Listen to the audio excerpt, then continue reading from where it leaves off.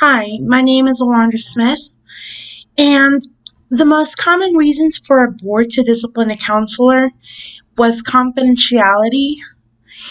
To me, it's shocking because we learned so much about confidentiality, and it's stated more than once in the Code of Ethics. And so, for a counselor to not uphold confidentiality, that really destroys a relationship. Um, The behavior that led to the discipline of the counselor was that the counselor did not maintain required service documentation for services provided and billed. Numerous records did not contain evidence of informed consent. The respondent's email account, at which she at times communicates with clients, was accessible to her family members. The respondent was unaware of the ethical requirements regarding electronic communication, and the respondent's clients were kept in an unlocked bathroom cabinet accessible to anyone in the waiting room. Finally, the respondent's mental health issues, specifically her diagnosis of acute stress disorder, which causes her to dissociate and impaired, affected her ability to practice. Some of the ACA codes that were violated where A1B, counselors create, safeguard, and maintain documentation necessary for rendering professional services. A2A, clients have the freedom to choose whether or not to enter a counseling relationship and have the right to terminate such relationships. Counselors have an obligation to review in writing and verbally with clients the rights and responsibilities of both counselor and clients. Another code that was violated was B1C. Counselors protect the confidentiality information of prospective and current clients. Counselors disclose information only with appropriate consent or with sound legal and ethical justification.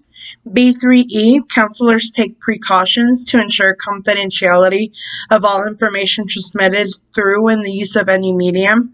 B6A, counselors create and maintain records and documentation necessary for rendering professional services.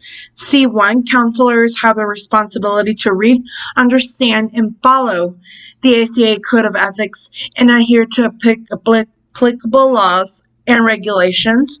Finally, C2G, counselors monitor themselves for signs of impairment from their own physical, mental, or emotional problems and refrain from offering or providing professional services when impaired.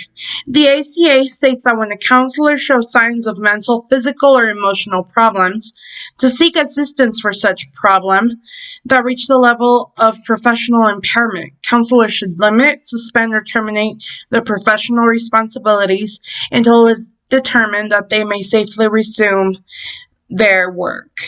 What was the outcome of the board discipline? Well, the outcome of the case of Robin Anderson, LPC, before the North Carolina Board of Licensed Professional Counselors was that the respondent shall undergo a fitness for practice evaluation during which she will not practice. For a period of 2 years, the respondent shall be supervised by a board-approved supervisor, and the respondent shall complete 6 hours of continuing education, 3 hours in ethics and 3 hours in maintenance of records, confidentiality, and electronic communication. The question that comes to mind after reading these cases is that if one is not fit to practice, what steps should they take to protect their well-being? Thank you.